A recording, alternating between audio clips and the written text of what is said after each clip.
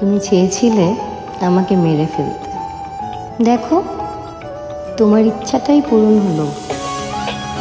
আমি আজ আর নেই। যে জীবনে তুমি থাকবে না সে জীবন আমি চাই না। আমি পারিনি তোমাকে বোঝাতে, আমি পারিনি তোমাকে বলতে, কারণ আমি ছিলাম অপারগ।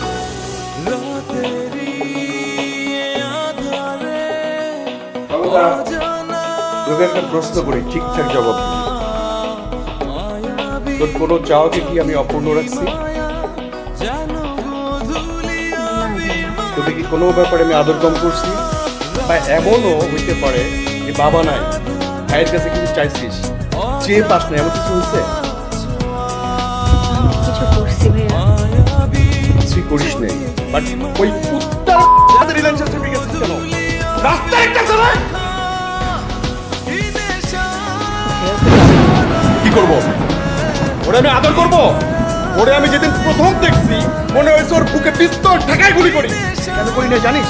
তোর জন্য। সবাই বলবে ফাহাদের বোনের বয়ফ্রেন্ডকে ফাহাদ গুলি করে মারছে, এতে তোর চরিত্রে কালিমা লাগতো।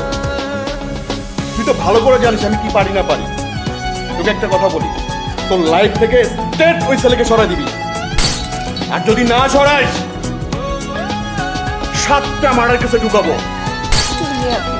চুপ! জেলে যে একবার ঢুকাবো আর বেরোবে না।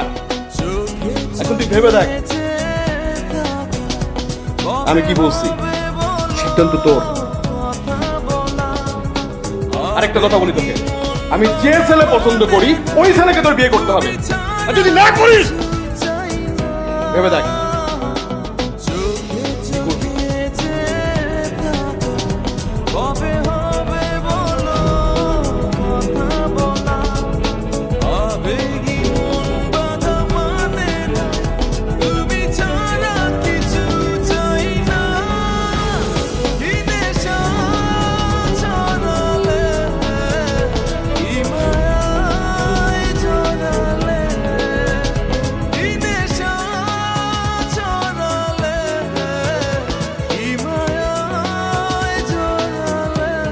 আজ আমি তোমার থেকে অনেক দূরে, কিন্তু মনে রেখো ফাগুন হৃদয়ে, হৃদয়ে ফাগুন থাকবেই চিরকাল।